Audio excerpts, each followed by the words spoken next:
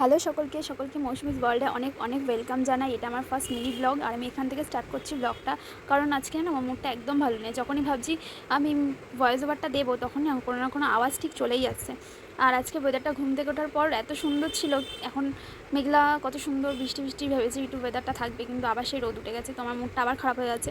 তো যাই হোক, তোমরা জানিও তোমরা কে কে রাতে এরকম ঘুমানোর আগে বেনিনি করে ঘুমাও, যাতে চুলের গ্রোথটা ভালো হয় আর ড্যামেজও খুব কম হয়। আর এটা করাও খুব ভালো আমাদের চুলের পক্ষে, কারণ এখনকার জেনারেশন সবারই হেয়ার ফলস প্রচণ্ড পরিমাণে বেড়ে গেছে। আমার তো প্রচণ্ড বেড়ে গেছে। তোমরা একটু জানিও না কে কী কেমন কী করলে ঘরোয়া উপাদানে যদি কেউ কিছু জানো আমাকে একটু জানিও, তাহলে আমিও একটু ট্রাই করে দেখবো আর তোমাদের সাথে আমিও শেয়ার করবো আমি যেইগুলো আমি চুলের ইউজ করি। খুব একটা তেমন কিছু করি না, বাট তাও যেগুলো আমি করবো তোমাদের সাথে শেয়ার করার চেষ্টা করবো। আর তোমরাও জানিও তোমরা কে কী করো যাতে চুলের হেয়ার ফলসটা কম হয় আর চুলের গ্রোথটা যাতে ভালো থাকে।